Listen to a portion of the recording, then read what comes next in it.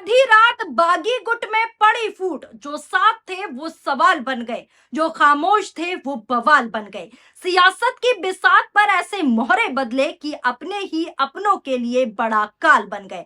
दोस्तों नमस्कार, आदाब, सत श्री अकाल। मैं हूं आपके साथ फराह खान और आप सभी देखना शुरू कर चुके हैं पीआरबी। आधी रात सियासत के गलियारों में ऐसी हलचल मची कि बंगाल से लेकर दिल्ली तक हर तरफ सिर्फ और सिर्फ एक ही चर्चा होने लगी कि क्या टीएमसी के बागी गुट में पड़ गई है कोई फूट।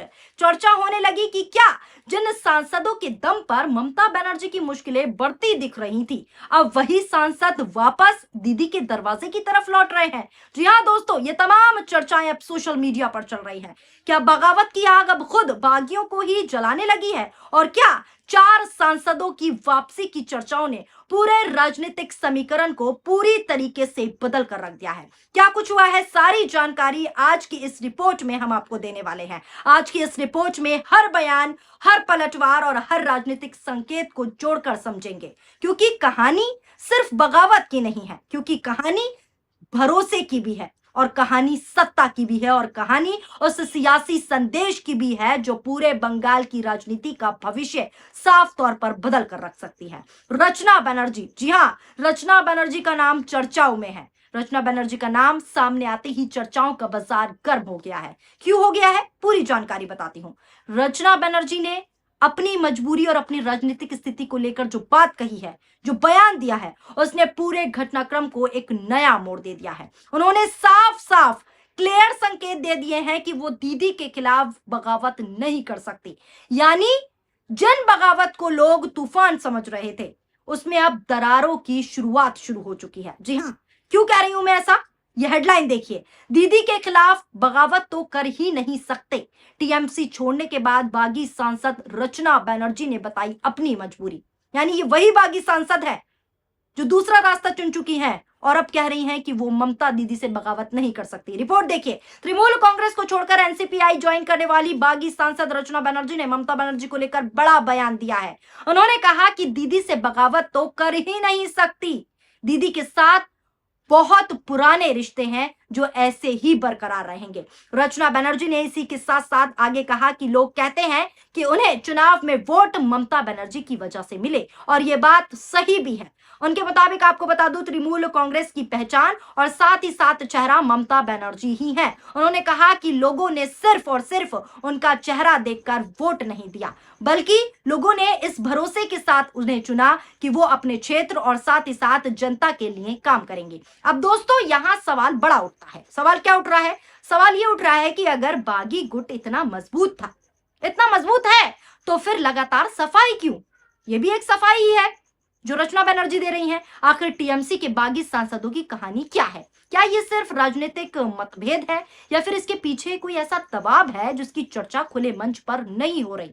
आपको बता दूं, ममता बनर्जी और अभिषेक बनर्जी कई बार, एक बार नहीं कई बार ये आरोप लगाते रहे हैं कि उनके नेताओं और सांसदों पर केंद्रीय एजेंसियां जो हैं, जैसे कि ईडी और सीबीआई, उसका डर दिखाकर दबाव बनाया जाता है। और दूसरी तरफ विपक्ष जो है, इन आरोपों को सिरे से खारिज करता रहा है और साफ तौर पर यह कहता रहा है कि जांच एजेंसियां अपनी कानूनी काम कर रही हैं। अब सवाल यहां दोस्तों ये उठने लगा है कि अगर कोई सांसद पार्टी छोड़ने की सोच रहा है या पार्टी छोड़ चुका है, तो क्या वो अपनी राजनीतिक सोच से ऐसा कर रहा है, या सचमुच उस पर किसी तरह का दबाव है? जो क्वेश्चन ममता बनर्जी उठाती हैं कि कोई दबाव बनाया जा रहा है, क्या सचमुच वाकई ऐसा है? क्या उसे किसी जांच का डर दिखाया गया? क्या उसे राजनीतिक भविष्य की चिंता है, या फिर पार्टी के अंदर ही ऐसी परिस्थितियां बन गई कि उसे अलग रास्ता चुनना पड़ा? सच्चाई क्या है, ये तो आने वाला वक्त बता ही देगा। लेकिन राजनीति में दोस्तों एक बात हमेशा याद रखनी चाहिए, हर बगावत के पीछे सिर्फ और सिर्फ विचारधारा नहीं होती। कई बार बगावत के पीछे हालात भी होते हैं, कई बार बगावत जो होती है उसके पीछे महत्वाकांक्षाएं भी होती हैं, और कई बार डर की चर्चा भी होती है। आज जो सवाल सबसे बड़ा है वो यही है, और अगर बगावत कर भी दी है तो ममता के लिए, रचना बनर्जी के लिए ये नरमी क्यों? इसी के साथ साथ इसके अलावा आपको बता दूं, कल्याण बनर्जी, शत्रुघ्न सिन्हा और सांसद प्रतिमा मंडल भी साफ साफ बयान दे चुकी हैं और साफ संकेत दे चुकी हैं कि वो ममता के साथ हैं और टीएमसी पार्टी को कभी नहीं छोड़ सकते ये सब लोग। सबसे पहले बात करते हैं टीएमसी के वरिष्ठ नेता कल्याण बनर्जी की। जब बागी खेमे में दोस्तों दावे लगातार सुर्खियां बटोर रहे थे, लगातार खबरें आ रही थी, तब कल्याण बनर्जी सामने आए। उनका नाम क्योंकि सुर्खियों में आ रहा था कि वो बगावत कर सकते हैं और उन्होंने बागियों पर ही तीखा हमला बोल दिया। उन्होंने साफ संदेश दिया कि जो लोग पार्टी के खिलाफ खड़े हैं उन्हें जनता के बीच जाकर जवाब देना चाहिए और साफ तौर पर उन्होंने कहा कि अगर इतना ही दम है तो खुलकर अपना रास्ता चुनना चाहिए। ये उन्होंने बागी विधायकों के लिए कहा। उनके बयान ने साफ संकेत दिया कि पार्टी नेतृत्व इस चुनौती को हल्के में लेने के मूड में नहीं है। कई रिपोर्ट्स में उनके कड़े रुख का जिक्र किया गया और साफ तौर पर यह संकेत दे दिए उन्होंने कि वो ममता बनर्जी के साथ खड़े हैं। यह हेडलाइन देखिए, ममता बनर्जी के लिए आखिर आ गई खुशखबरी, दुश्मनी के बाद किनके बीच हुई सुलह। ये खबर मैंने आपको सिलसिलेवार तरीके से दिखाई थी, एक बार फिर बता देती हूँ। पश्चिम बंगाल की राजनीति पर पूरे देश की इन दिनों नजर है। इसी बीच तृणमूल कांग्रेस यानी कि टीएमसी के भीतर पिछले कुछ दिनों से घमासान जारी है। जारी सियासी घमासान और पार्टी टूटने की अटकलों के बीच ममता बनर्जी के लिए एक अच्छी खबर निकलकर सामने आई है।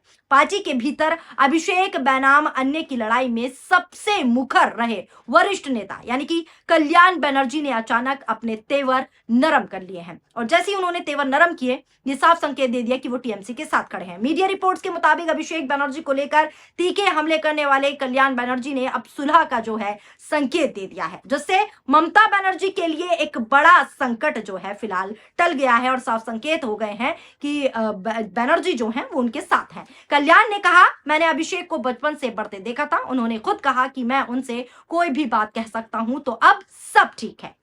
तो कल्याण बनर्जी साफ संकेत दे रहे हैं कि वो टीएमसी के साथ हैं। इसके अलावा इसी बीच एक और नाम चर्चा के केंद्र में आया और वो नाम था शत्रुघ्न सिन्हा।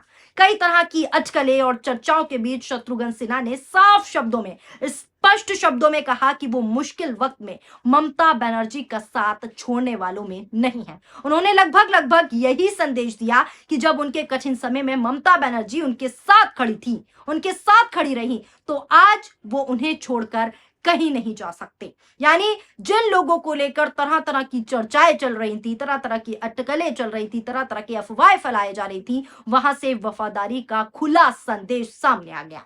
अब आते हैं सांसद प्रतिमा मंडल पर। राजनीतिक गलियारों में उनके रुख को लेकर भी चर्चाएं तेज थी, बगावत की भी खबरें आई, लेकिन सामने आए संदेश और बयानों ने यही संकेत दिया कि वो भी पार्टी नेतृत्व के साथ खड़ी है, वो भी ममता के साथ हैं, टीएमसी के साथ है। इस सब से उन तमाम अटकलों को झटका लगा जिसमें लगातार बड़े पैमाने पर टूट की बात कही जा रही थी। सारी खबरें फर्जी। सांसद प्रतिमा मंडल ने टीएमसी के बागी गुट से बनाई दूरी, बोली मैं कहीं नहीं जा रही, यानी ये बयान उन्होंने दिया। बगावती सांसदों की लिस्ट में एक नाम सांसद प्रतिमा मंडल का भी बताया गया था। जब उन्होंने इन सारे दावों को खारिज कर दिया तो संकेत मिल गए कि वो ममता के साथ हैं। प्रतिमा मंडल ने कहा कि वो अपने क्षेत्र के लोगों और ममता बनर्जी के साथ हैं। प्रतिमा मंडल ने न्यूज एजेंसी एएनआई से बातचीत की और बातचीत में कहा कि उनका नाम बगावती सांसदों की लिस्ट में होने की खबर पूरी तरीके से फेक है, पूरी तरीके से झूठी है। उन्होंने कहा, मेरे क्षेत्र की जनता को लगता है कि मैं टीएमसी के घास फूल वाले चिन्ह पर जीती हूं, तो मैं उसे क्यों तोड़ूंगी। उन्होंने कहा कि वो 2029 तक कहीं नहीं जाने वाली, यानी वो सीधे तौर पर ममता के साथ हैं। तो दोस्तों, एक तरफ बगावत के दावे, दूसरी तरफ वफादारी के बयान जो मैंने आपको साफ तौर पर बताए। एक तरफ टूट की खबरें जो झूठी फर्जी हैं, दूसरी तरफ वापसी की चर्चाएं और बीच में खड़ी हैं ममता बनर्जी, जिनके सामने सबसे बड़ी चुनौती विपक्ष नहीं बल्कि अपनी ही पार्टी को एकजुट रखना है, अपनी ही पार्टी को मजबूत करना है। अब दोस्तों, देखना यह दिलचस्प होगा कि क्या ये बगावत सचमुच बिखर जाएगी जो बगावत हुई है, और देखना यह होगा कि क्या टीएमसी पहले से ज्यादा मजबूत होकर उभरेगी या फिर यह सियासी भूचाल अभी और बड़े विस्फोट का संकेत है। आपकी क्या राय है?